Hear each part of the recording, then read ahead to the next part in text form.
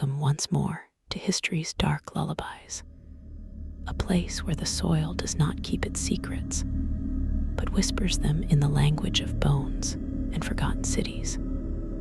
Tonight, we do not explore objects of personal malice, but something older, something colder. We delve into the quiet, dusty vault of the deep past to uncover finds that unsettle not because they are haunted, but because they rewrite our understanding of what humanity is and what it is capable of. These are not cursed trinkets.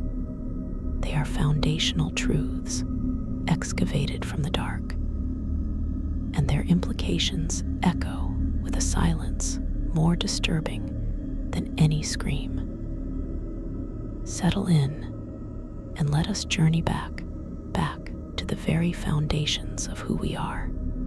Number 1, the screaming mummies of the Guanajuato Museum. Our first discovery does not come from the sands of Egypt, but from the arid highlands of central Mexico, in the city of Guanajuato. In the 19th century, a cholera epidemic swept through the region, claiming lives with terrifying speed. A law was enacted requiring families to pay a perpetual burial tax to keep their loved ones interred in the municipal crypts. Those who could not pay saw their relatives exhumed. What workers found, however, was not mere skeletons. The unique combination of the region's dry, mineral-rich soil and the crypt's sealed environment had created a phenomenon of natural, spontaneous mummification. The bodies were preserved with a shocking, leathery immediacy, but it is not their preservation that disturbs. It is their expressions.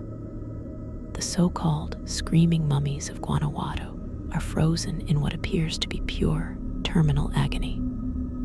Their jaws are wrenched open in silent, eternal screams. Their hands are clutched at their throats or contorted into claws. Their faces are masks of unparalleled torment. For decades, the explanation was folkloric and horrifying. These were victims buried alive, their final, suffocating terror captured forever by the preserving earth. The modern, scientific explanation is, in its own way, perhaps more profoundly unsettling. Forensic pathologists and thanatologists, specialists in death, suggest these poses and expressions are the result of rigor mortis and post-mortem muscle contraction in combination with the effects of a rapid, dehydrating death. Cholera is a vicious killer. It causes extreme dehydration, violent muscle cramps, and asphyxiation as the body fails.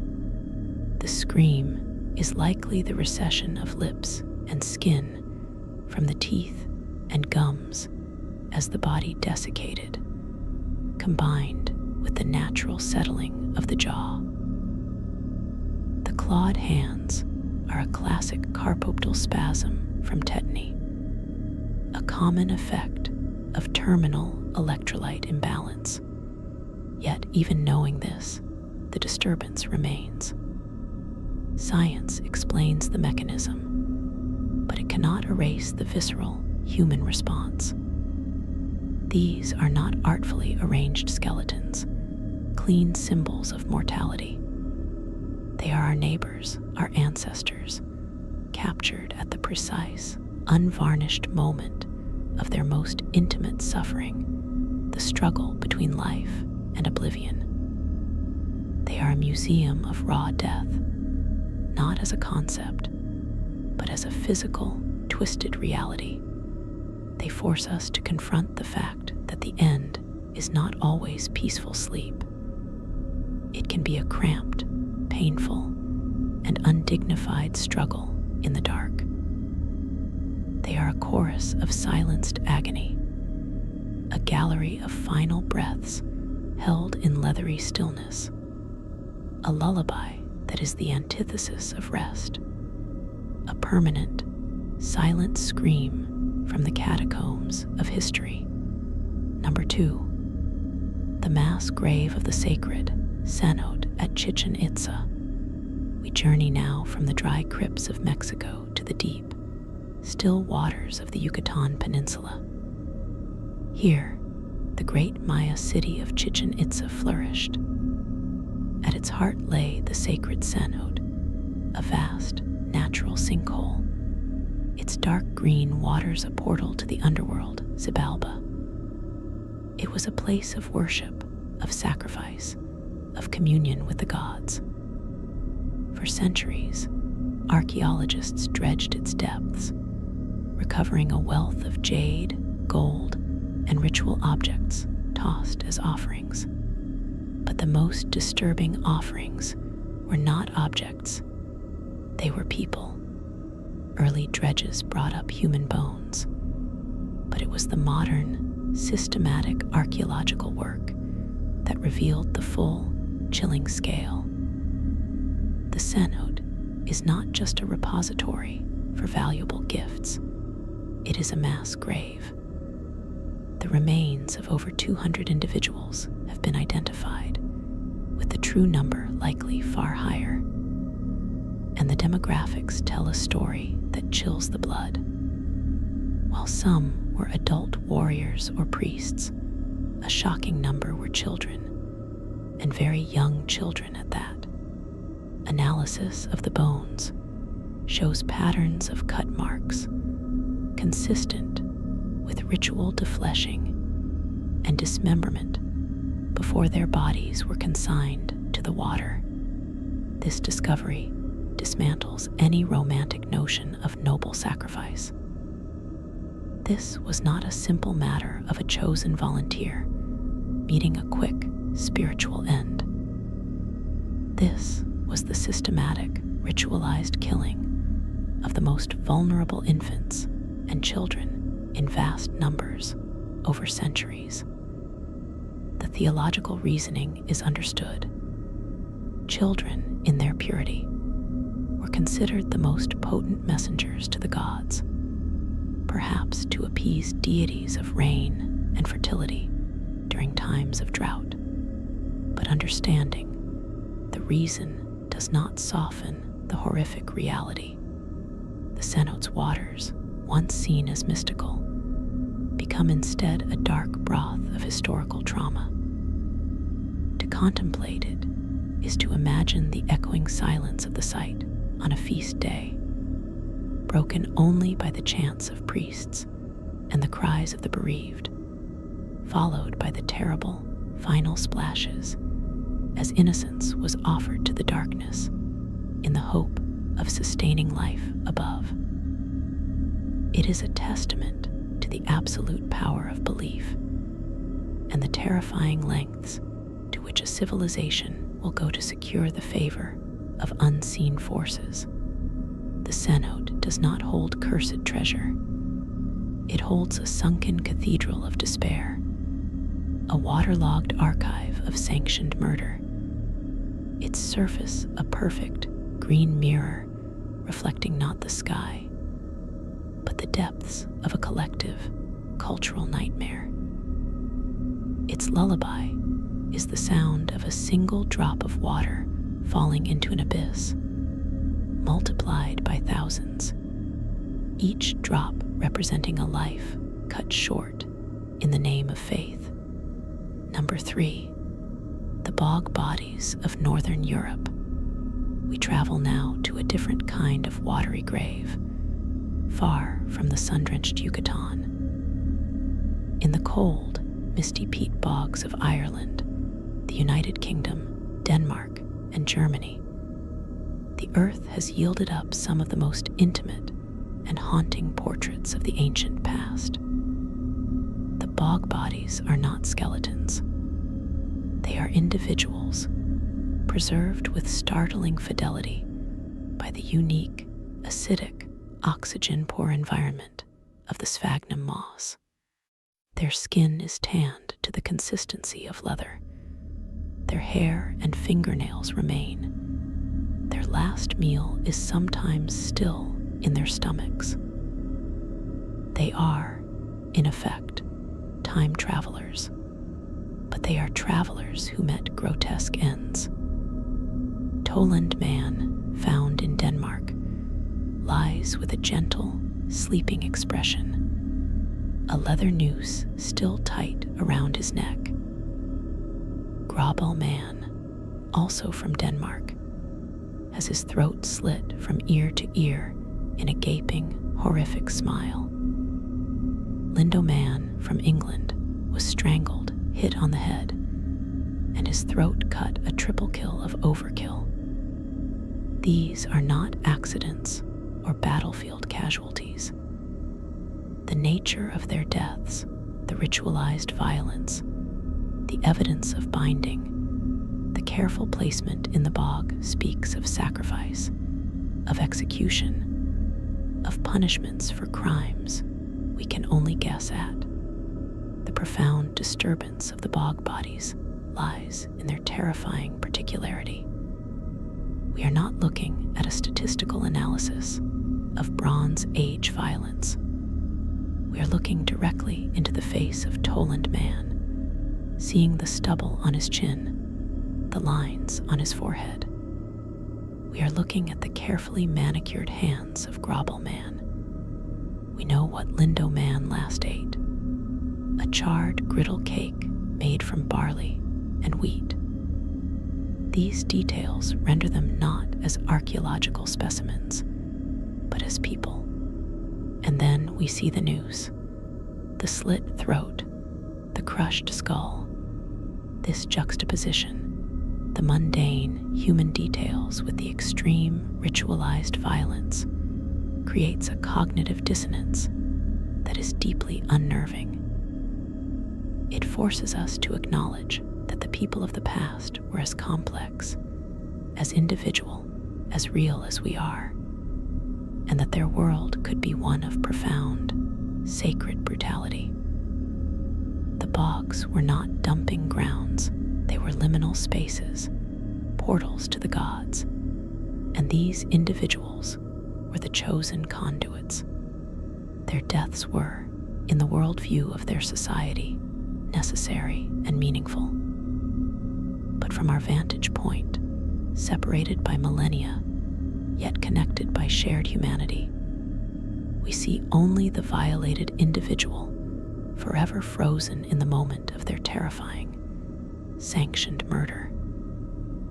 They are the past reaching out to grip us with a leathery hand, their silent, preserved faces asking unanswerable questions about justice, faith, and the price of community. Their lullaby is the slow, cold seep of peat water, a sound that speaks of swallowing, of secrets kept, of voices silenced in the mire, and preserved for eternity as a testament to the fact that the line between the sacred and the savage is, and perhaps always has been, whisper thin. Number 4. The catacombs of Palermo's Capuchin monastery. We move from the scattered, watery graves of the bogs to a curated, meticulous city of the dead. Beneath the sun-baked streets of Palermo, Sicily, lies a spectacle that transforms the concept of mummification from a natural accident into a chilling social ritual. The Capuchin catacombs are not a haphazard ossuary. They are a vast, silent necropolis where, from the 16th to the early 20th centuries, the local elite, clergy, nobility, prosperous burghers, underwent a process of deliberate preservation and display. Their desiccated bodies, some still clad in the rotting finery of their era, hang in rows along cool, tiled corridors or recline in open niches, arranged by gender, profession, and social status. The initial disturbance is, of course, visceral. The faces, shrunken and leathery, grimace in eternal silence. The empty sockets peer from under the brims of dusty hats. The skeletal hands clutch crucifixes that now seem like feudal talismans against the decay they adorn. But the deeper, more lingering disquiet comes from the intention. This was not an act of forgetting, but of obsessive, prideful remembrance. It was a society's attempt to cheat death's final anonymity, to assert in the face of oblivion that I was here. I mattered. Look upon my face and know my name. The inscriptions plead for prayers, but the effect is a boast. The catacombs present a harrowing taxonomy of vanity. There is a corridor for virgins, their heads wreathed in rusted metal flowers. A room for professionals, doctors, lawyers, their tools of trade placed beside them. Families are grouped together, a macabre echo of the portrait gallery. The most famous resident is Rosalia Lombardo, a 2-year-old girl who died in 1920, and is so perfectly preserved she seems merely asleep, a sleeping beauty in a glass coffin, her illusion of life the most haunting thing of all.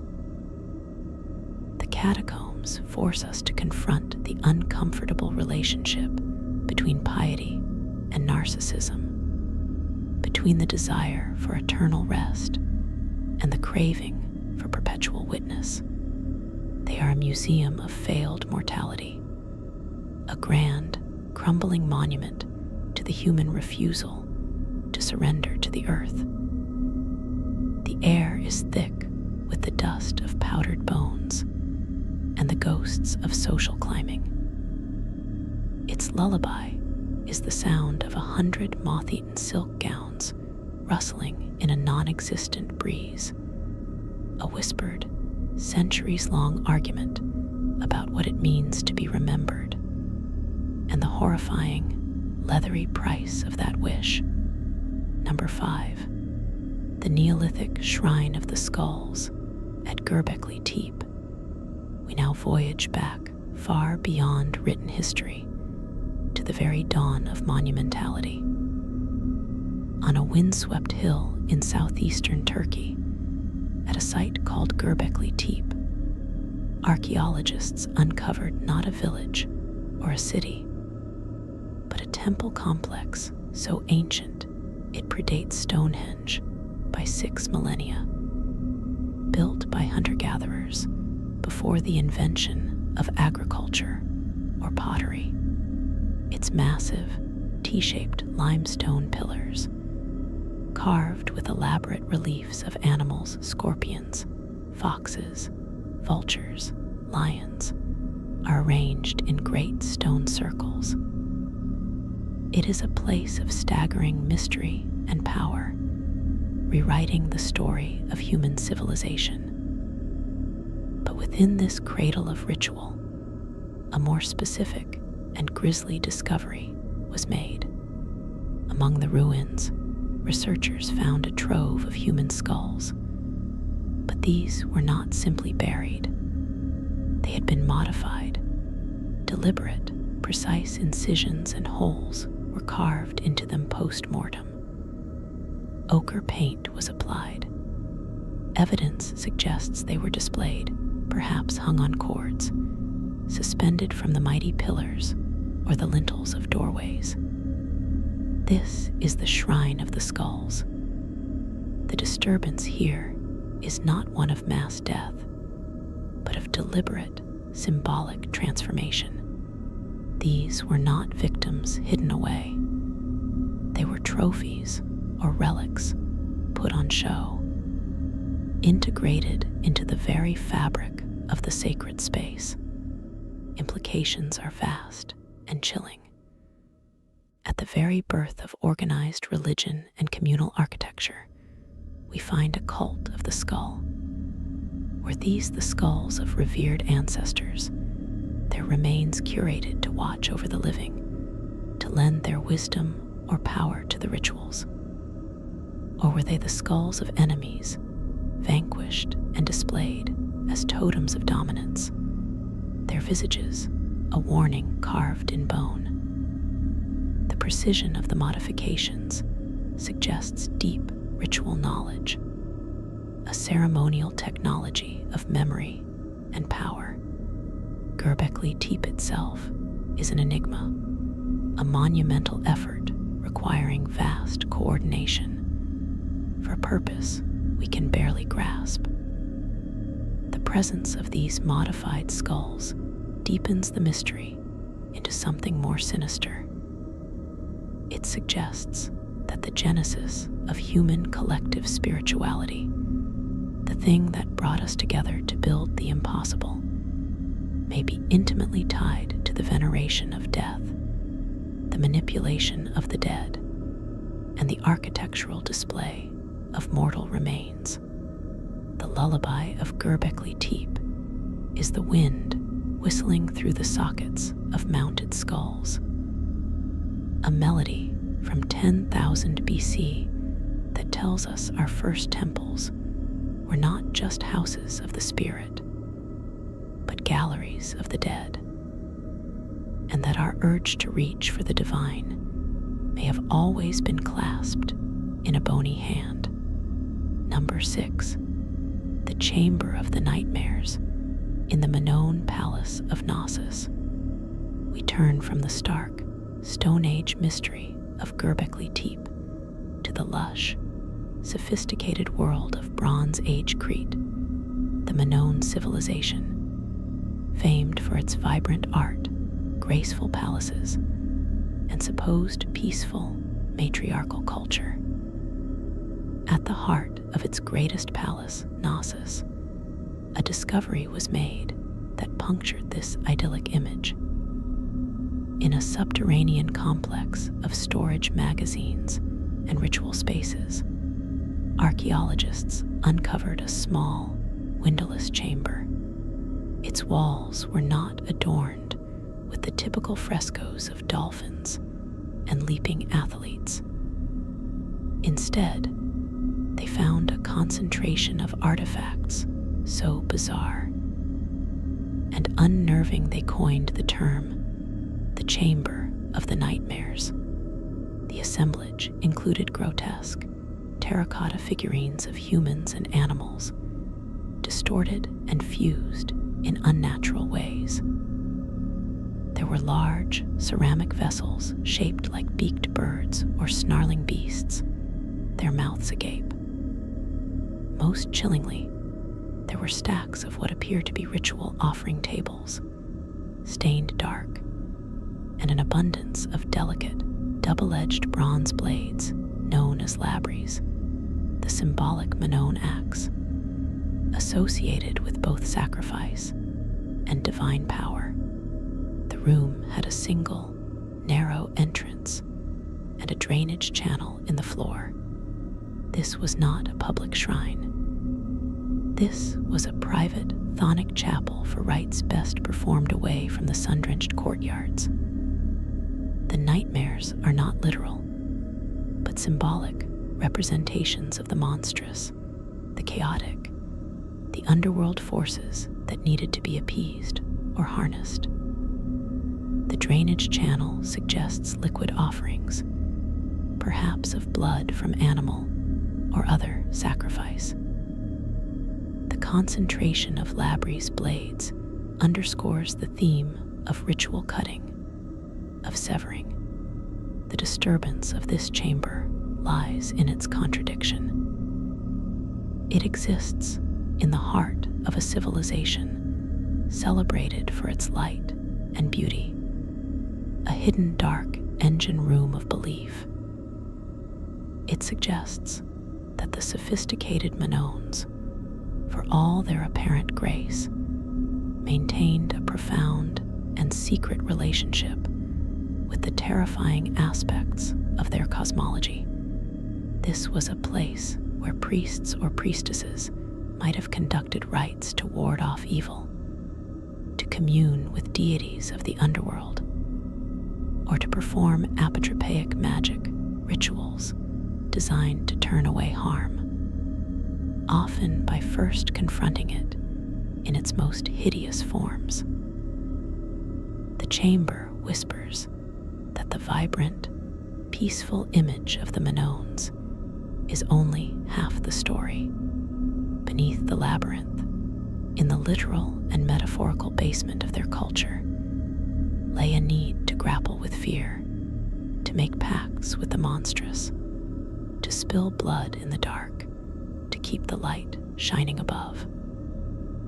Its lullaby is the silent drip of liquid into a drain, the clatter of bronze on stone, and the imagined echo of chants meant to keep nameless, formless dread at bay, proving that even in the most seemingly serene of ancient worlds, humanity kept a room reserved for its nightmares. Number 7. The necropolis of the vampire children of Lugnano. In the quiet Umbrian countryside of Italy, a Roman-era infant cemetery was unearthed at a villa site called Lugnano in Teverina. This, in itself, was not unusual. Infant mortality was tragically common. But the manner of these burials froze the blood of the archaeologists. Dating to the mid-5th century AD, a time of great turmoil, famine, and a devastating malaria outbreak, the graves revealed a panicked, ritual response to death that speaks of a terror far deeper than grief. The tiny skeletons, most under 3 years old, were found subjected to bizarre apotropaic rites, rituals intended to ward off evil. Stones were carefully placed in their mouths. Large, heavy tiles were laid across their bodies, pinning them to the earth. One infant was buried with the remains of a puppy, its head severed and placed beside the child. Another had a stone forced between its jaws. These are classic folkloric remedies for a shroud eater, or a revenant, a being that might return from the grave to harm the living, often associated with the spread of disease. In short, these Roman parents, in their desperate sorrow, believed their own dead children might become vampires. The profound disturbance here is layered. First, there is the heart-wrenching evidence of a mass die-off, likely from malaria, which would have struck the community with bewildering, feverish horror. Then, there is the cultural rupture. These were Romans, inheritors of a supposedly rational, legalistic tradition, resorting to the oldest, most primal folk magic in their hour of need. But the deepest cut is the intimate betrayal. These rites were not performed by strangers, but by mourning families. The act of placing a stone in the mouth of your own child, of weighing down their tiny body with a slab, is an act of love poisoned by absolute terror. It is a farewell that says, "I fear what you have become more than I mourn what you were." The necropolis is a testament to a moment when civilization crumbled, not to invaders, but to an invisible miasma, and in its place rose a superstition so visceral it turned loved ones into potential monsters. The lullaby of Lugnano is the sound of a mother's sob muffled by the thud of heavy terracotta on fresh-turned earth, a melody of love distorted by dread, where the final act of care is to imprison your own child forever. lest they return to claim the rest of you. Number 8. The Gate of the Gods and the trophy skulls of the Wari Empire. High in the Andes of Peru, the pre-Incan Wari Empire built a vast, complex civilization known for its mastery of terraced agriculture, road networks, and imposing architecture. At the site of Conchapata, archaeologists made a discovery that revealed the stark, imperial spine beneath the cultural achievements. They found a specialized ceremonial complex centered on what they termed the Gate of the Gods, a massive, D-shaped structure, and surrounding it, in dedicated pits, they uncovered the remains of human sacrifices on an industrial scale. The bodies were predominantly those of young women and adolescents, often interred in groups, some showing signs of brutal blunt force trauma or strangulation. But the most systematically chilling finds were the trophy skulls. These were not merely collected heads, they were meticulously processed. The skulls had their faces removed, the base broken open to extract the brain, and were then carefully decorated. Some were painted with vivid pigments, red, yellow, white. Others were fitted with false eyes of shell or pyrite, and had hair, perhaps wigs or their own, attached. A hole was drilled in the top, likely so they could be suspended on a cord or mounted on a staff. This is state-sanctioned, sacralized terror. The Wari were not just killing people, they were transforming them into permanent, portable objects of power and propaganda.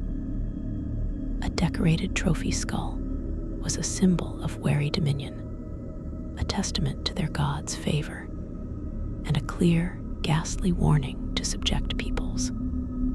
The Gate of the Gods was not just an entranceway, it was a factory for producing sacred relics from human beings. The disturbance lies in the cold, bureaucratic efficiency of it all. This was not the passionate violence of battle, but the calculated, ritualized dismantling of a person into a political and religious token. It speaks of an empire whose spiritual and political authority was literally built upon a foundation of curated, sanctified human remains.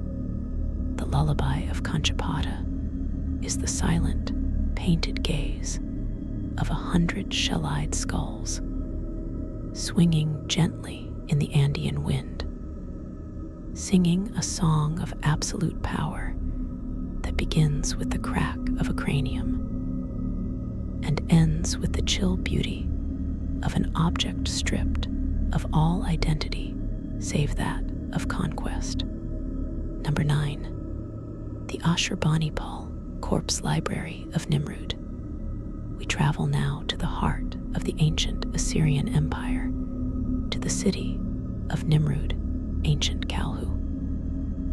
In the palace of the fearsome king Ashurbanipal, archaeologists discovered one of the ancient world's greatest treasures, his legendary library, a vast collection of cuneiform tablets containing epic poetry, scientific texts, omens, and administrative records. But amidst this wealth of knowledge, a more sinister catalog was found. Assyrian kings were meticulous chroniclers of their own brutality, and their royal inscriptions are carved stone headlines of terror. However, the discovery at Nimrud provided a physical, administrative counterpart to the stone reliefs of flayed prisoners and besieged cities. Scholars refer to it informally as a corpse library. These were tablets that did not celebrate grand victories, but meticulously accounted for the dead in the aftermath of conquest. They are bureaucratic death warrants and inventories of slaughter. One tablet might list the names of enemy chieftains and the specific, gruesome method of their execution: flaying, impalement, beheading. Another might tally the number of enemy soldiers killed, the number of women and children taken as slaves, the precise count of severed hands or heads delivered as proof of a general's efficacy, for which he would be rewarded. One chilling text details the punishment of a rebel leader. I flayed him. I spread his skin upon the wall of the city. The disturbance here is epistemological. It is the discovery that genocide and terror were not just acts of war, but sciences of statecraft, subject to careful record-keeping and quantitative analysis. The Assyrians invented a kind of bureaucratic horror where human suffering was translated into columns of cuneiform figures, filed away alongside tax receipts and grain yields. This library reveals that the greatest monster of the ancient world was not a mad king, but a system, a vast, efficient imperial machine that understood that true domination required not just killing your enemies, but counting them, classifying their deaths, and archiving the evidence as a warning etched not only on city walls, but in ledgers. The lullaby of Ashurbanipal's library is the sound of a stylus pressing into wet clay, inscribing not poetry, but the mathematical formula for despair. A soft scratching that documented the screams of nations with the dispassionate calm of an accountant. Number 10. The burnt midden of the Neolithic settlers of Saddle Huruyuk. Finally, we return to the Neolithic, to one of the world's first major proto-cities, Saddle Huruyuk in Turkey. This was a place of stunning artistic expression and complex social structure, where homes were entered through roofs and the dead were buried beneath the floors. For years, it was seen as a relatively peaceful, egalitarian society. Then, analysis of a large, central ash pit, a midden or garbage dump, revealed a story written in fire and bone. This was no ordinary refuse heap. It contained a concentrated deposit of human and animal bones, all charred, shattered, and gnawed. The human bones showed clear cut marks consistent with defleshing and dismemberment. Crucially, the burning pattern indicated they were not cremated whole in a funerary rite, but cooked and broken apart in a manner identical to the animal bones. The bones of sheep, goats, and cattle found alongside them. The evidence pointed overwhelmingly to one conclusion. At Saddle Huruyuk, during certain periods, people practiced ritualistic cannibalism. This is perhaps the most fundamentally disturbing discovery of all, for it strikes at the core of the human-inhuman divide. This was not starvation cannibalism born of desperation. This was systematic, repeated behavior embedded within the life of one of humanity's first experiments in urban living. The leading theory is that this was a form of endocannibalism, the consumption of the dead within one's own group as a funerary practice, perhaps to incorporate the essence of the deceased into the living community, or to spiritually dispatch them. But the clinical, food processing nature of it, the sharing of the same culinary space with animals, renders the act horrifically mundane. It forces us to abandon the comforting narrative of a linear march from savagery to civilization. Here, in one of the cradles of settled life, of art and agriculture, we find a practice that to our modern sensibility is the ultimate taboo, treated as a normal part of the cultural fabric. The burnt midden of Saddle-Huruk is a fireplace where the concepts of ancestor, food, and waste blur into one choking smoke. Its lullaby is the crackle of a hearth that cooked more than meat, a sound that whispers that the foundations of our very first towns, our first communities built around shared hearths, may have been literally cemented with the processed bones of those we loved. A final, intimate consumption that challenges every notion of where the sacred ends and the profane begins. Number 11. The Well of Bones at Rupkund Lake, the skeleton lake of the Himalayas. High in the frozen, airless solitude of the Indian Himalayas, at an altitude of over 16,000 feet, lies Rupkund like a small, glacial tarn. For most of the year, it is frozen solid, a disk of white in a bowl of sheer rock. But when the summer sun briefly thaws its surface, it reveals a sight that has baffled and horrified for decades.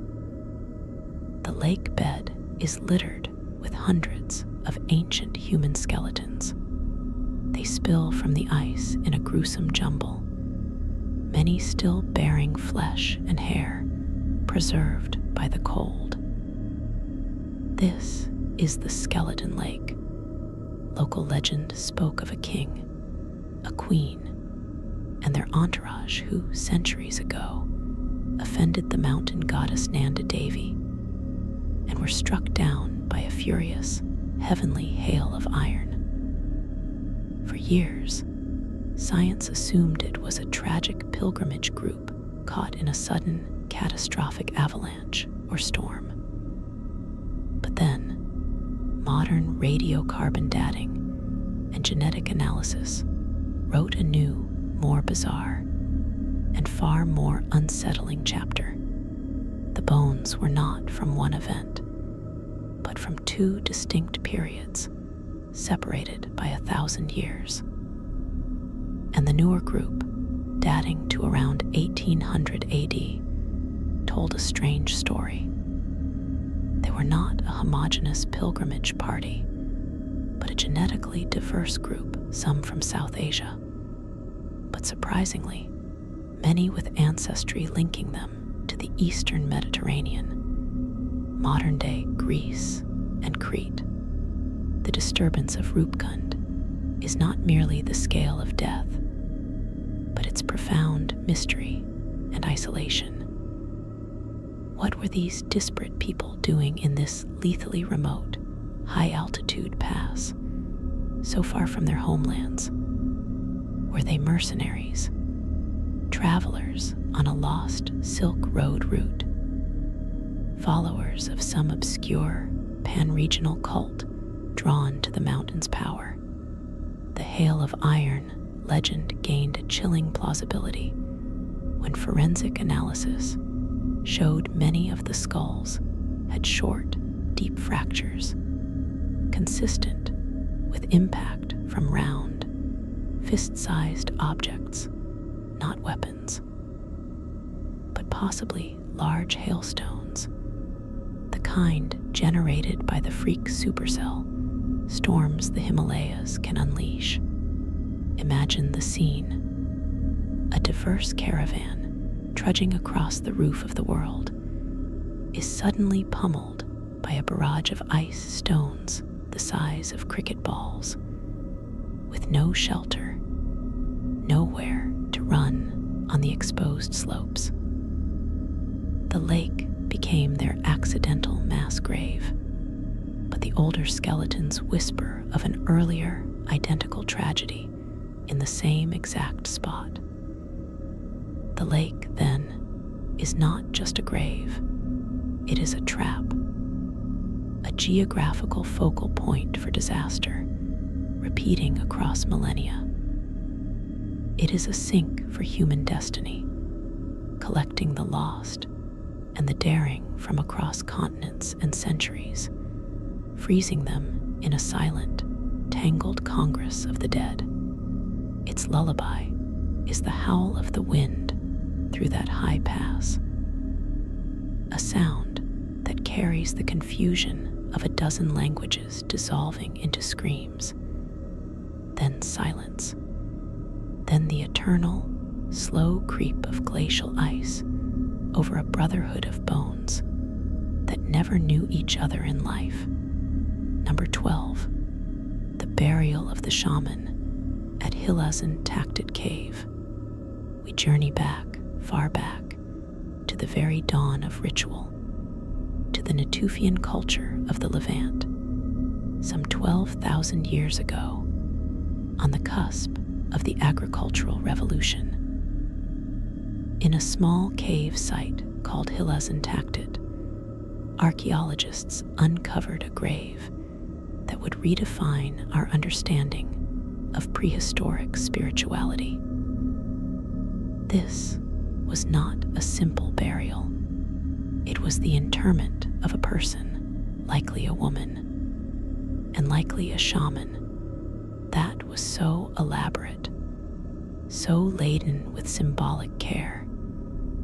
It reveals a metaphysical world of stunning complexity and a touch of the grotesque. The body of a woman who lived with a significant physical disability was placed in a specially dug pit lined with plaster and framed with large stones. But it was the grave goods that stole the breath. She was buried with parts of at least 3 aurochs wild giant cattle, a complete leopard pelvis, a severed human foot from another individual, the tail of a wild cow, the wingtip of a golden eagle, and over 50 complete tortoise shells, their flesh likely consumed in a funerary feast.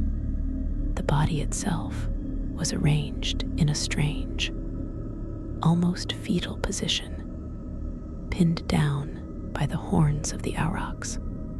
This is not a burial. It is a cosmology in a pit. Every item is a powerful symbol. The aurochs, immense strength and primordial power. The leopard, stealth, predation, the night. The eagle, the sky, vision, the sun. The tortoise, the earth, longevity. The human foot, a connection to the community, or perhaps a trophy of spiritual conquest. This individual was being sent to the afterlife, or was being constituted in death as a nexus of these forces. She was a bridge between the human and animal worlds, the earthly and the celestial, the living and the dead. Her disability may have marked her as uniquely touched by the spirit world. The disturbance here is the precocious sophistication of it all. This is 4,000 years before the pyramids. In this single, carefully constructed grave, we see the full blueprint of shamanic practice, the animal familiars, the ritual feasting, the symbolic assemblage of power already fully formed. It reveals a world where the boundaries between species and realms were fluid, where a human could be buried as a congregation of potent animal spirits. It is beautiful and terrifying.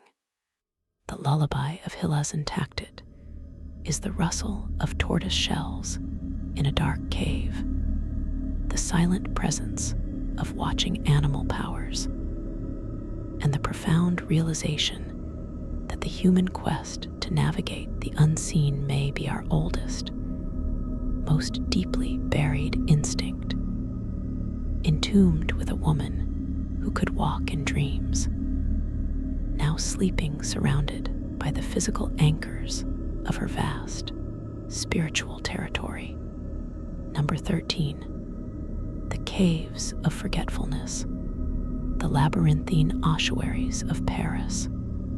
We descend now from the high, symbolic world of the shaman into the stark, practical, and overwhelming reality of modern urban mortality. Beneath the city of light lies its dark, claustrophobic double, the Paris catacombs.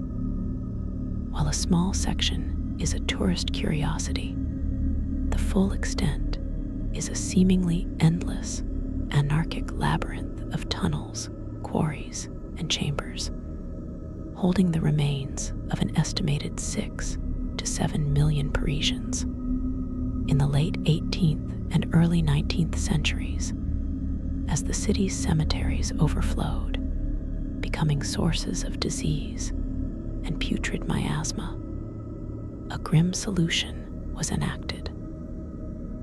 The bones were systematically exhumed from churchyards like Les Innocents, the world's largest graveyard, and transported by night in solemn, endless processions of black-draped wagons to be dumped into the abandoned quarry networks. But the true horror is not in the number, staggering as it is. It is in the treatment. For the most part, this was not reverent reburial. It was sanitary disposal. Bones were often simply shoveled in, creating chaotic, mountainous dunes of femurs, skulls, and ribs. Later, to make some spaces passable for inspectors, anonymous workers stacked and arranged the bones into macabre, decorative walls, the famous Empire of the Dead, with its neat patterns of skulls and tibias. This industrial-scale processing of human remains is the ultimate anonymization. These are not individuals. They are a geological stratum of former humanity, a mineral resource of mortality. The disturbance is one of scale and dehumanizing efficiency. The catacombs are the physical manifestation of a society confronting its own biological exhaust, the sheer, unsustainable volume of its dead. They are a monument to urban planning born of pestilential necessity, to walk those narrow, damp passages, surrounded by walls composed of the grinning, identical faces of millions, is to feel the weight of history not as a story, but as a mass, a silent, screaming population reduced to a building material. It is a hive built not by, but of the dead. The lullaby here is not a sound, but a pressure, the sheer, silent, suffocating weight of 6 million untold stories, compacted into limestone galleries, a chorus of identities dissolved into a single, endless, bone-white hum in the dark beneath the dancing feet of the city above. It is the sound of collective memory failing, of the individual utterly consumed by the demographic necessity of the metropolis, a place where you do not meet ghosts, but become infinitesimally small before the mountain of what you, too, will one day become. Number 14. The sunken crypts of the sacred island of Kahala. Off the coast of Maui lies Kahala, the smallest of the main Hawaiian islands. For centuries, it was a sacred space, a center for native Hawaiian navigation training, and a site of profound religious significance. But in the 20th century, it was seized by the United States military and used for decades as a live-fire training range and bombing target. The island was quite literally blasted to pieces, its surface scarred by countless craters, littered with unexploded ordnance, when the island was finally returned to the Hawaiian people. And the long, perilous process of cleanup and archaeological survey began. A discovery was made that layered modern tragedy upon ancient sanctity beneath the pockmarked earth, in caves and lava tubes that had survived the shelling. Archaeologists found traditional fishing shrines and, most hauntingly, burial caves. These were not grand tombs, but intimate family crypts hidden in the island's secret places. Within them were the iwi kupuna, the bones of the ancestors, often wrapped in precious kapa cloth, surrounded by personal offerings. The disturbance here is not one of violence done to the bodies, but of profound, systemic desecration. For generations, as the U.S. Navy and Army practiced war on the surface, dropping bombs and strafing the land with machine gun fire, directly underneath their ordnance, in the trembling dark, lay the sacred remains of the very culture they were, in a broader sense, overriding. The image is almost too potent to bear.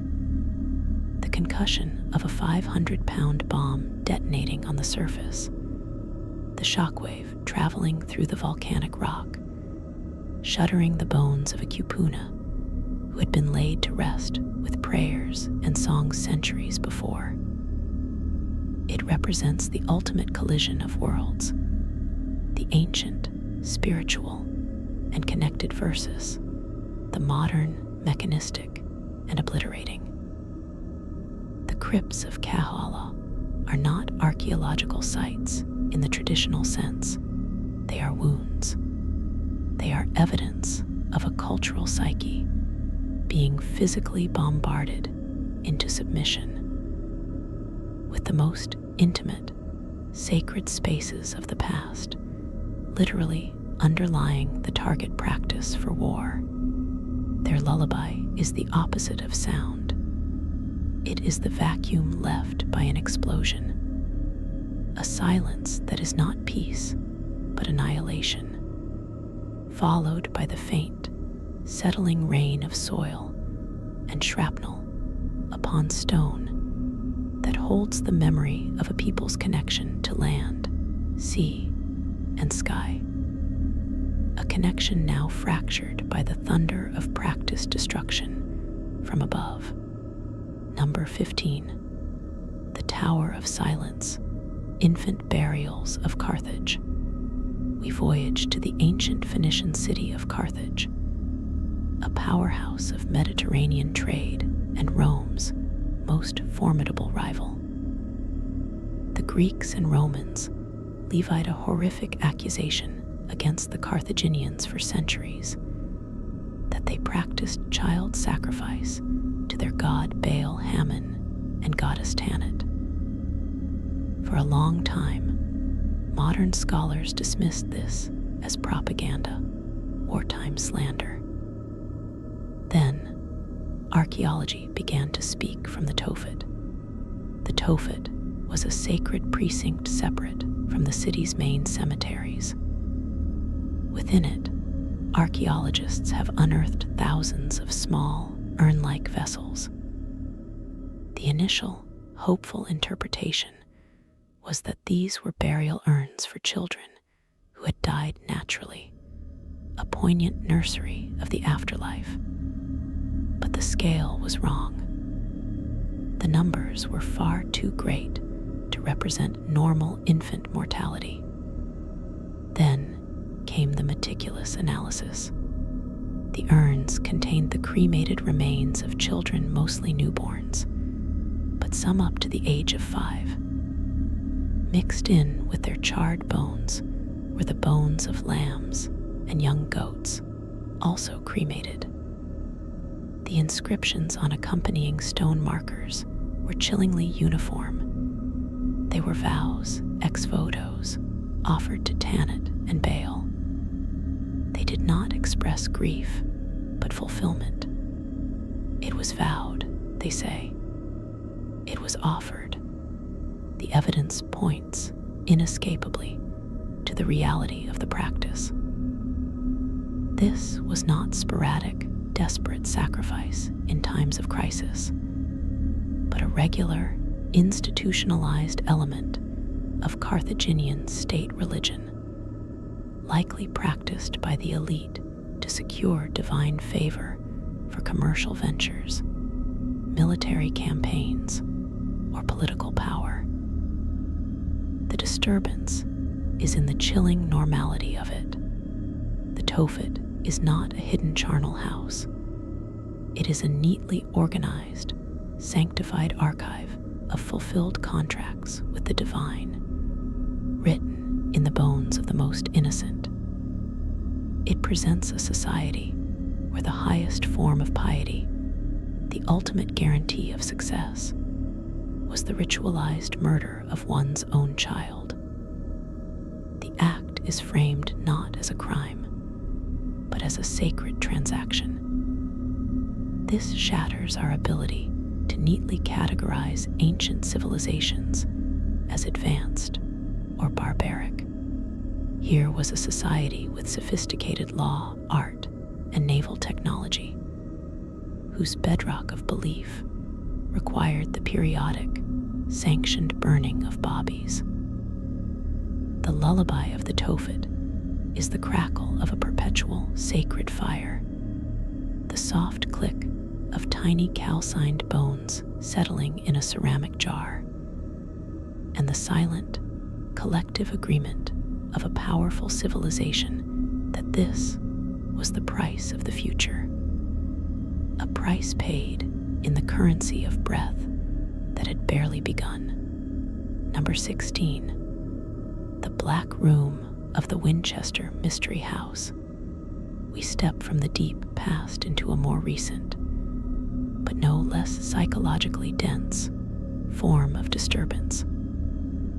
This is not a discovery made by trowel and brush, but by the slow peeling back of the layers of a single, tormented mind made manifest in architecture.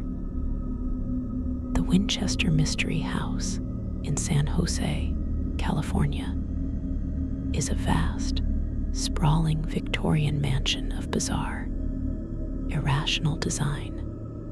Stairs leading to ceilings, doors opening onto 2-story drops, windows built into floors.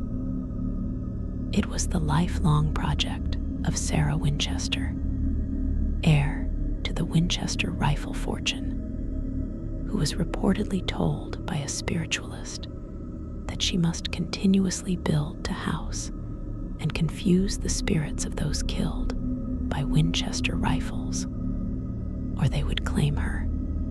Amidst its 160 rooms, one stands apart for its sheer, concentrated dread: the Black Room.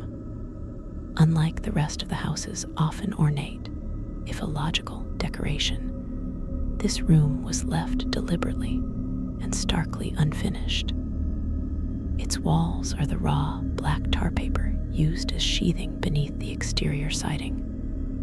The floor is bare subfloor. The only light comes from a single, small, smoked glass window. It is a cavity within the labyrinth, a pocket of absolute negation, according to the few servants who dared speak of it. Sarah Winchester would retreat to this room alone to conduct her nightly seances and communicate with the spirits. It was her direct line to the Legion of the Dead, for whom the rest of the madhouse was built.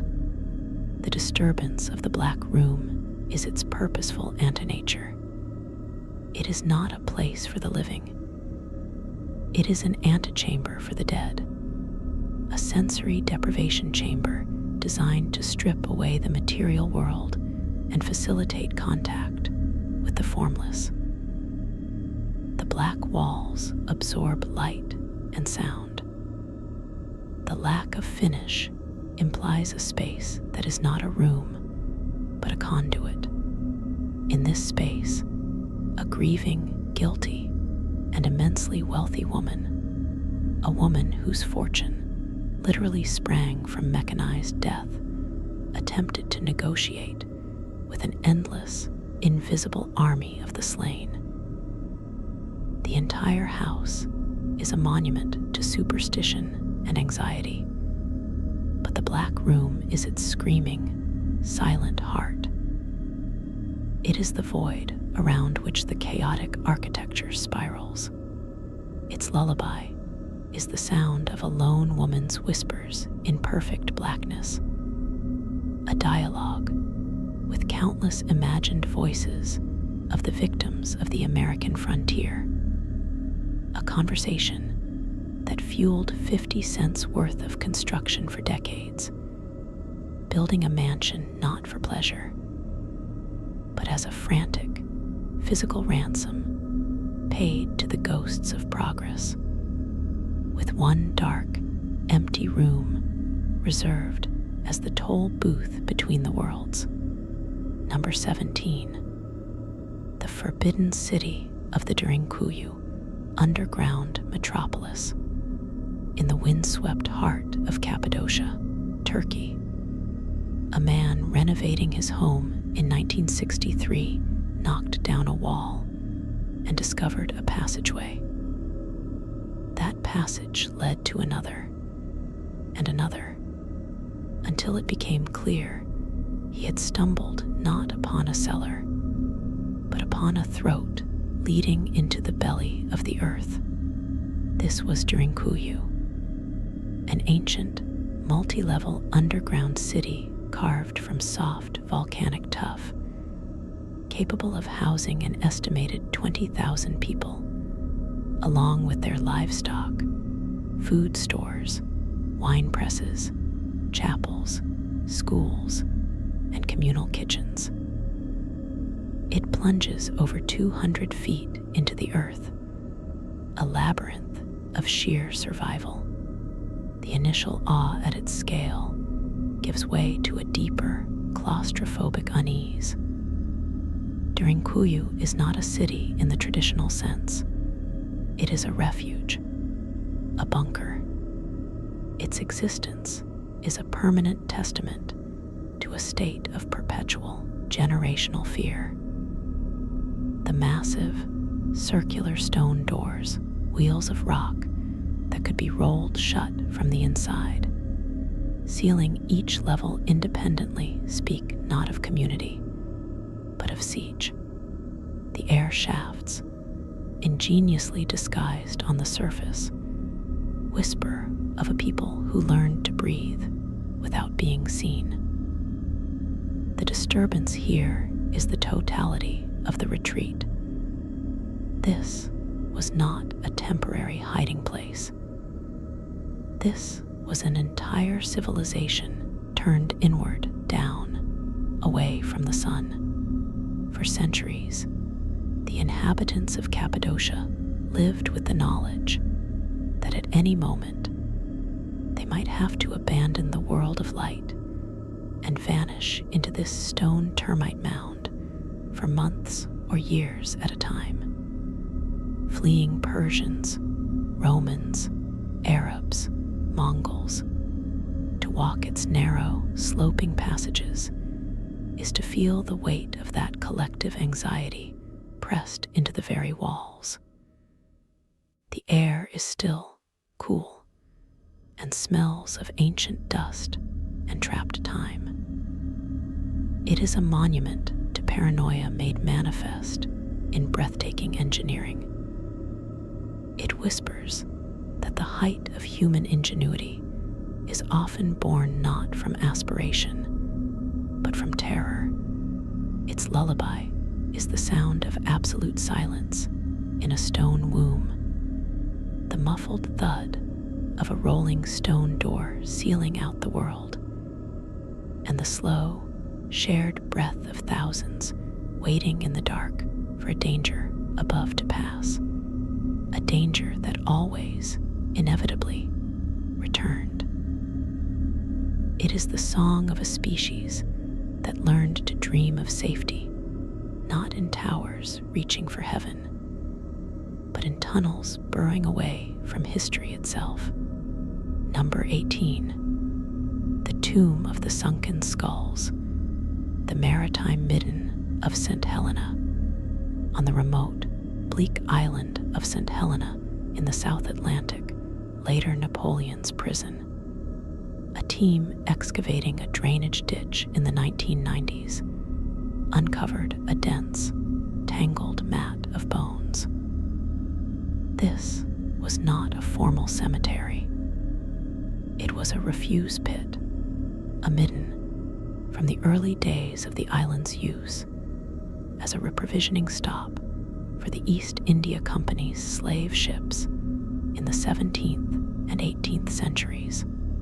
The bones belonged to enslaved Africans, likely those who had died in the appalling conditions of the ship's holds during the Middle Passage or shortly after being brought ashore. They were not buried with rites, but dumped with the other detritus of the voyage. The sheer, callous functionality of the site is what chills. These were not victims of a ritual or a battle. They were casualties of an economic equation. Their bodies, stripped of all humanity, became logistical problems to be disposed of efficiently. The bones showed signs of malnutrition, disease, and the stresses of confinement. But the most haunting detail was the arrangement. The skeletons were interlocked, jumbled, thrown in without care. It was a democracy of discard. The site is a fossilized snapshot of the moment. A human being was transformed, in death, into mere waste product of a global enterprise. This midden is perhaps a more honest grave than any memorial. It does not allow for the sanitizing language of the tragic costs of history. It shows the cost in its rawest form. A pit of bones, hidden near the shoreline, where the surf's sound would have masked the sound of shovels. It is the shadow archive of the age of enlightenment and mercantile ambition. Its lullaby is the crash of the South Atlantic waves on volcanic rock, a sound that drowned out the moans from the slave ships in the harbor and later covered the thud of earth on the anonymous dead, a relentless, amnesia-inducing roar that tried, but failed to bury the evidence of an economy built on turning people into things, and things into garbage. Number 19, the cache of the broken masks at the Neolithic site of Nahal-Hemmer, deep in the Judean desert, in a dry cave overlooking the Dead Sea known as Nahal-Hemmer. Archaeologists found a cache from 9,000 years ago that was not a burial, but a storage room for ritual. The contents were stunning in their preservation and their strangeness.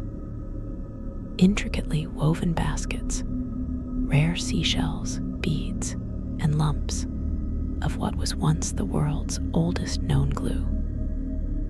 But most arresting were the lifelike, plastered skulls and the haunting, painted stone masks.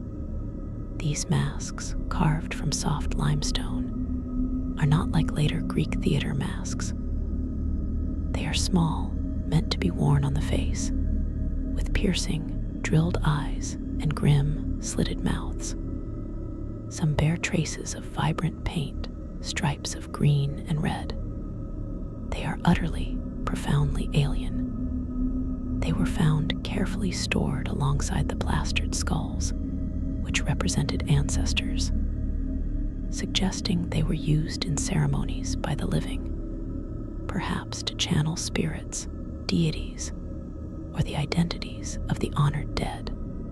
The disturbance of Nahal Hemmer is the vision it gives us of Neolithic ritual consciousness.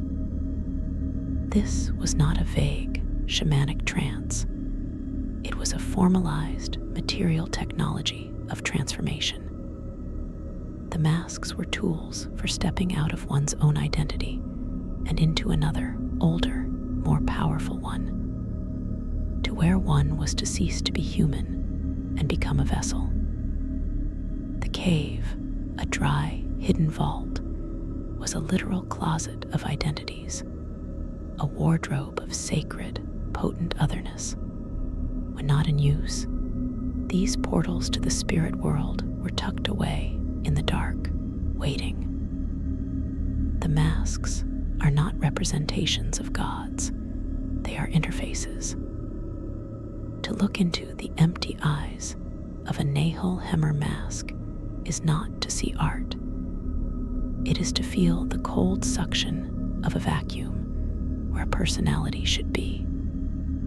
A space waiting to be filled by a will from beyond the wearer's own. Their lullaby is the sound of desert wind, whistling through the eye holes of a stone face, stored in perfect silence for millennia.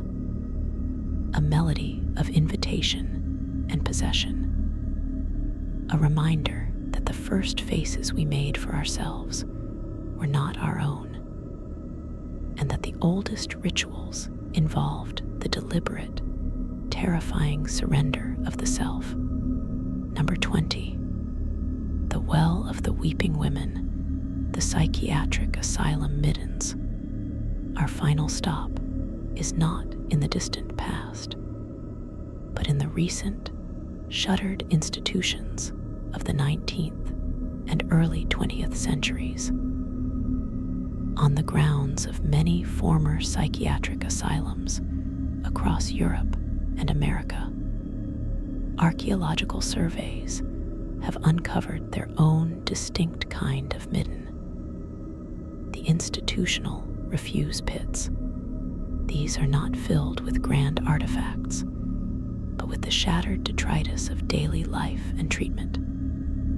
Broken ceramic plates from the commissary, hundreds of patent medicine bottles, many containing now unthinkable concoctions of bromides, opiates, and heavy metals. And most poignantly, the personal effects of patients that were deemed contraband or unnecessary. Broken combs, single earrings, worn-out shoes, homemade trinkets, and letters that were never sent. But one find, repeated at several sites, cuts to the quick. Vast quantities of simple clay tobacco pipes, and a significant number of these pipes have their stems deliberately bitten through, the clay shattered between teeth.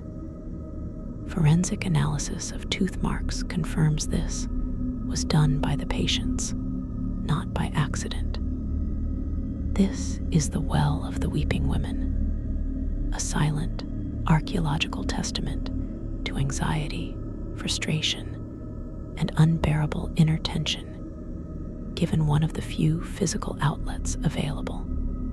The act of biting through a pipe stem is a gesture of stifled scream, of a stress so profound it sought release in the destruction of the very object meant for a moment's calm. These pits are the shadow archives of silenced minds. They contain the history of treatment as a material culture of control, the sedative bottles, the uniform crockery, and they contain the fragile, broken echoes of the individuals who endured it, the bitten pipes, the lost buttons, the forbidden tokens of identity. They are not grand curses or mass sacrifices, but an archaeology of quiet, cumulative despair.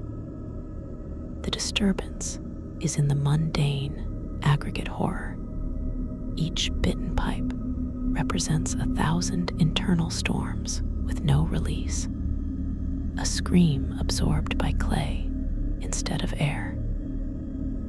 The asylum midden is the true memento mori of the spirit, a place where broken things tell the story of broken minds, curated not by museum keepers, but by the unfeeling machinery of institutional life. Its lullaby is the faint, collective click of 100 clay stems snapping in 100 solitary rooms, a sound unheard by the doctors, buried in the earth with the other evidence of a society's attempt to manage the human mind by discarding its inconvenient fragments. It is the sound of the soul, not in grand tragic opera, but in the small, definitive snap of something giving way under pressure. Number 21. The geoglyphs of paranoia, the Nazca lines, and the Palpa figure, sprawled across the arid, rainless pampas of southern Peru, are the Nazca lines. Vast geoglyphs so large they can only be comprehended from the air. For decades, they have been sources of wonder and theories of alien runways or astronomical calendars. But one specific set of geoglyphs, recently studied with greater precision in the adjacent Palpa Valley, casts a different, more human, and more unsettling shadow.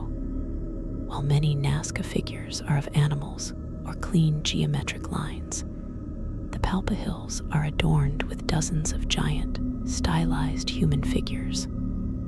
Some are warriors holding trophies.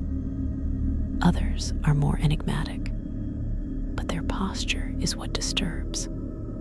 Many are depicted with their arms outstretched, not in welcome, but in a posture that could be read as supplication, or more chillingly, as a display of dominance, a permanent, territorial claim written on the very skin of the earth. The true disturbance of these figures lies not in their purpose, which was likely ritual and related to water and fertility in an impossibly dry land, but in their audience. They were not meant to be seen by people on the ground. Their scale and perspective only make sense from a vantage point high in the sky, a vantage point only accessible to the gods or to the spirits of the ancestors looking down. This was a civilization engaged in a one-way, monumental form of communication with the unseen.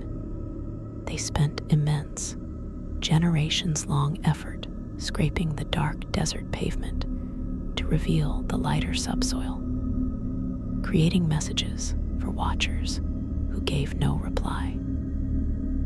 It is an architecture of desperate faith, a scream into the celestial silence made with miles of stone and unwavering belief. The Palpa figures, in particular, feel like giant sentinels. Their static, watchful poses, staring blankly across valleys only they can survey, create an eerie atmosphere of being perpetually observed by invisible, giant presences. The landscape itself becomes a panopticon designed by its own inhabitants. To stand among them is to feel small, yes, but also to feel like an intruder in a conversation between the earth and the empty sky. A conversation conducted in the language of giant, unblinking human forms, whose meaning is forever just beyond our grasp. Their lullaby is the sound of the wind, the only voice that ever touches them, whistling across miles of scraped lines, a dry, eternal whisper that says, "We were here, we mattered, and we shouted our existence toward heaven, hopping against hope that something was listening." Number 22. The Library of Ash, the Villa of the Papyri, Herculaneum. Return to classic tragedy, the eruption of Vesuvius in 79 AD, but to its less famous victim, Herculaneum.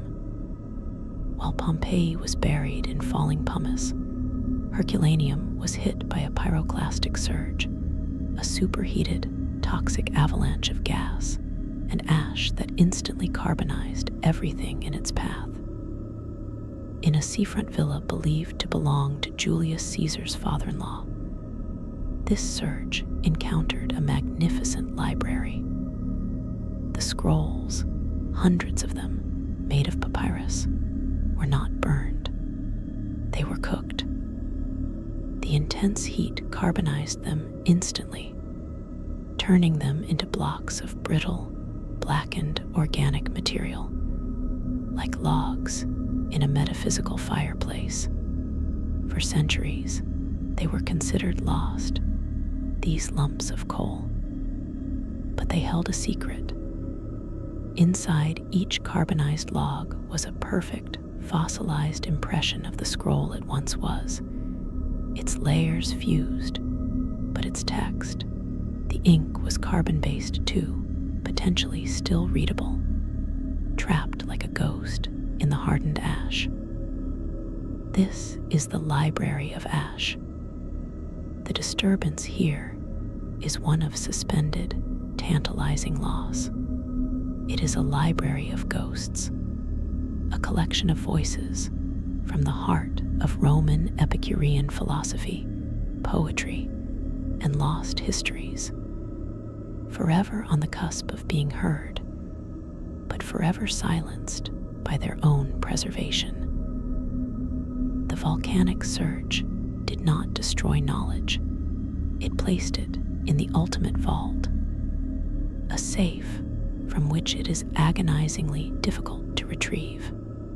Modern technology, like multispectral imaging, has begun to unwind these scrolls virtually, a pixel at a time. The process feels less like archaeology and more like psychic surgery on the past.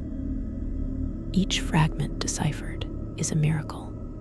Each scroll that crumbles at a touch is a tragedy compounded.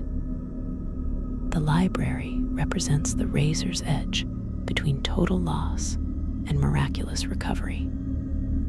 It forces us to confront the fragility of all we know, all we have written. Our entire understanding of an era sits in a handful of unstable, blackened blocks that could turn to dust. Its lullaby is not a sound, but a silence, the silence of hundreds of unread books, of arguments unmade, poems unsung, histories untold, all suspended in a moment of cataclysmic heat. Their wisdom condensed into an object as fragile as a cinder, waiting in the dark for a fire of intellect hot enough to coax their secrets back into the light, knowing that the attempt itself might be the final act of destruction. Number 23. The Cave of the Forgotten Storm, the Lascaux cave closure, and the perfect snapshot. In 1940, in the Dordogne region of France, a group of boys discovered a hole in the ground that led to the cathedral of prehistory, Lascaux Cave. Its walls blossomed with breathtaking, vibrant paintings of aurochs, horses, stags, and mysterious abstract signs created by Paleolithic artists over 17,000 years ago. It was a time capsule of unimaginable value, a direct line to the dawn of human symbolic thought. And humanity, in its love, destroyed it. The breath of thousands of visitors, their body heat, the introduction of outside microbes, caused algae, mold, and calcite crystals, white leprosy, to spread across the masterpieces. The cave was closed to the public forever in 1963. The disturbing discovery here is not the art itself, but the perfect, tragic snapshot its closure represents. Lascaux is now a sealed relic, a memory under glass. The only humans who now enter do so in sterile suits, as if attending a patient in a permanent, fragile coma. The cave exists in a state of suspended animation, a masterpiece we can only experience through facsimiles. Lascaux IV, perfect copies that highlight the profound loss of the original's aura. The cave is a monument to the paradox of discovery. To know a thing is, inevitably, to change it. To love a thing is, often, to kill it with that love. The sealed door of Lascaux is a metaphor for our relationship with the deep past. We long to touch it, to be in its presence, but our very presence is a contaminant. The cave is now a silent, climate-controlled tomb for the world's most vibrant burst of prehistoric genius. Its paintings, which once pulsed with the spiritual and hunting life of the Magdalenian people, now exist in a sterile, eternal twilight, visited only by scientists and cameras. The lullaby of Lascaux is the hum of the dehumidification system, a sterile, mechanical heartbeat keeping a dream alive on life support. It is the sound of our own exclusion, a reminder that some wonders are so fragile that the greatest act of reverence is to turn away, to leave them in the dark, to let the original storm of creation rest in peace, forever unseen, forever perfect in its lost, inaccessible darkness. Number 24.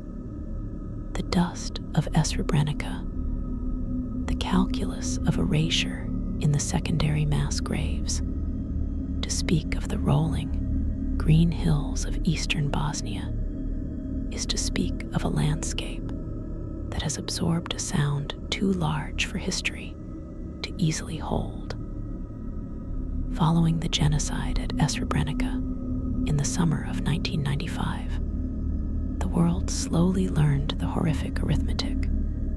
Approximately 8,000 Bosniak men and boys systematically executed. The primary mass graves, grim and sacred pits, were the first terrible sentences in this story, but it was the discovery of the secondary mass graves that wrote the footnote of pure, metaphysical evil, a footnote that unraveled back into the text and poisoned every word. After the executions, the perpetrators were not finished. Haunted by the evidence of their crime not by conscience, but by the potential for juridical accountability, they embarked on a ghastly logistical project. Using bulldozers and excavators, they returned to the primary grave sites. The earth was reopened, not to bury, but to disinter.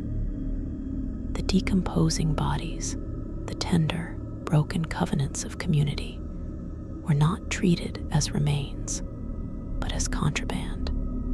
They were hauled in tangled, muddy loads to new, more remote locations, quarries, remote riverbanks, forest clearings, and dumped into fresh pits. The process was not careful. It was industrial. In the mechanical transfer, bodies were dismembered. A skull was severed from its cervical vertebrae. A pelvis was parted from its femur. The intimate biological unity of a person was shattered by the indifferent bucket of a backhoe. Thus, the secondary graves did not contain the tragic, communal repose of the primary sites. They contained a chaos of parts. They were jigsaw graves. A single primary grave might be scattered across 3 or 4 secondary sites. A person's mortal remains distributed across the countryside like a bloody, deliberate lie. This was not merely hiding evidence. This was an active, violent war against truth and against mourning. The goal was to make identification impossible, to transform fathers, sons, brothers from individuals into an anonymous, statistical mulch of calcium and tissue. It was an attempt to commit a second murder, the murder of memory, the murder of the very concept of the named victim. The grave became not a resting place, but a blender of identity. The archaeological and forensic response to this was, in its own way, a profound, quiet heroism. Teams from the International Commission on Missing Persons undertook work of almost unimaginable patience and precision. They became archaeologists of the inhuman, using GPS to map every bone fragment, DNA analysis to perform a cellular-level reunification. They began the slow, painful process of reassemblage to match a left ulna from one site with a right humerus from another, and link both to a skull from a third, was to wage a scientific and spiritual war against that calculated oblivion. Each positive identification, each casket laid to rest with a name restored, was a victory over the excavator's bucket. These secondary graves, therefore, hold a dual horror: the original violence of the genocide and the cold, posthumous violence of attempted erasure. Their lullaby is the mechanical growl of diesel engines in the night, the wet thud of earth falling on earth, and then, decades later, the softer, meticulous click of a forensic anthropologist's calipers measuring a bone fragment, a sound that seeks to stitch the universe back together, one shattered life at a time. It is the sound of memory fighting entropy, and it is a sound that echoes with the most profound disturbance of all. That evil is not always a frenzy. It can be a calm, bureaucratic, and earth-moving afterthought. Number 25. The ocean's ossuary and the stratigraphy of the self. The Great Pacific Garbage Patch as Anthropocene core sample. We must now lift our gaze from the localized horror of the grave to the planetary horizon. Our final discovery is not buried in a hillside. It is adrift on the deep, rolling skin of the world's greatest ocean. Great Pacific Garbage Patch is a misnomer. It is not an island of trash. It is a region, a vast, slow whirlpool of currents called the North Pacific Gyre, which acts as a cosmic drain, gathering and gently concentrating the buoyant refuse of continents. Within its bounds, the water holds a suspended, almost invisible snowfall of microplastics, trillions of fragments, some smaller than a grain of rice, the ghostly sand of our civilization.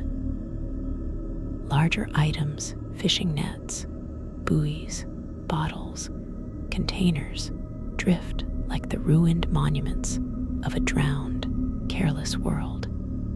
This is the ocean's ossuary, but it does not hold bones.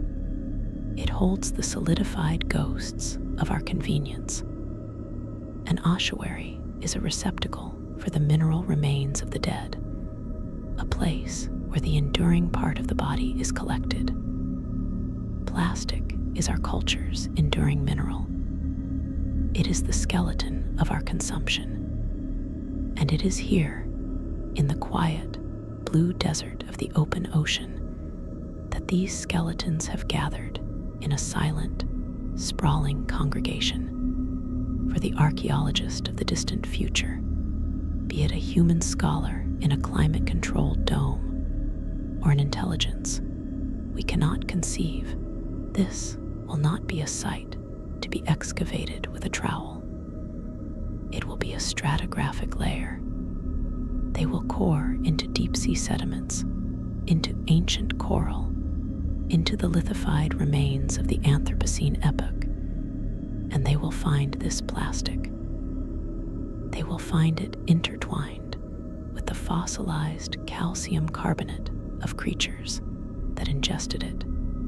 They will find a children's toy embedded in a stratum that also holds the isotopic signature of nuclear fallout and elevated carbon levels. This plastic will be our pottery shard, our stone tool, our most ubiquitous and telling artifact. It will tell a story not of ritual or belief, but of a global, daily practice of disposal.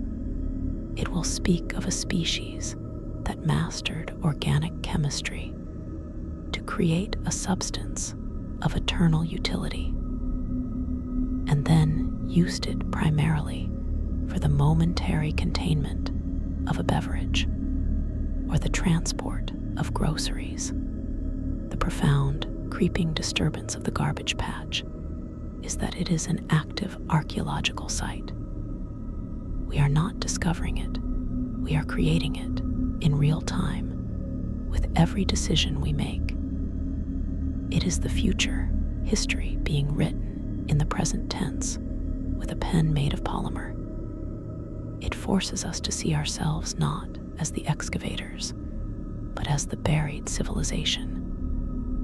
We are the ones leaving the midden behind, and this midden is not hidden in a pit, but spread across the very face of the deep. Its lullaby is the silent one of photodegradation, the noiseless cracking of a polymer chain under ultraviolet light, breaking a milk jug into a million tiny, toxic confetti pieces that will sink over centuries to the seafloor, there to await the future's puzzled and likely horrified gaze. It is the sound of our age condensing into a geological fact, a fact that whispers, they were here, and they made things that outlasted their gods, their cities, and their wisdom. Things that now dance forever in the gyres of their dying seas, ending the final stratum. And so we close the ledger. We have walked from the 1st to the 25th through a garden of shadows sown by time. We have seen the terror-etched on leathery faces in Guanajuato, the sacred violence in the green cenote, the quiet, preserved agony in the peat. We have wandered the bone labyrinths beneath Paris and the fear fortresses beneath Cappadocia. We have witnessed the bureaucratic catalog of Assyrian horror, the institutionalized despair in asylum middens, and the desperate, giant prayers scratched into the Peruvian desert for an audience of silent gods. These are not ghost stories. They are soil stories. They are the tales the earth reluctantly gives up when asked, not in shouts, but in whispers of calcium, carbon, and clay. Each one is a dark lullaby, a melody not meant to soothe, but to reveal. A melody that hums of the price of faith, the architecture of fear, the fragility of sanity, the hubris of power, and the quiet, desperate things we do to survive our own minds and our own kind. They are mirrors, these discoveries. In their disquiet, they show us not monsters, but the human face, twisted by circumstance, belief, or despair into shapes we struggle to recognize, yet cannot fully deny. Now let the final layer of silence settle. Let the echoes of bulldozers and the phantom crackle of plastic recede. Let the screams, both silent and sounded, dissolve back into the strata from which they came. You have borne witness. That is enough. The past's weight is immense, but it is not yours to carry into the night. Lay it down here, in this quiet space between words. There's only the soft weight of your blanket now, the gentle rhythm of your own living breath, the distant, comforting hum of a world that, for all its scars, still turns through the silent, star-filled dark. Let the deep, healing quiet of now envelop you. Let it be deeper than any tomb, more peaceful than any undisturbed grave. The excavation is over. The lights in the museum are dimming. Sleep now, not in the shadow of these stories, but in the profound, peaceful darkness that exists beyond them. A darkness that is not an end, but a soft, welcoming beginning. Sleep deeply. The past is heard. Its watch is ended. Yours now begins.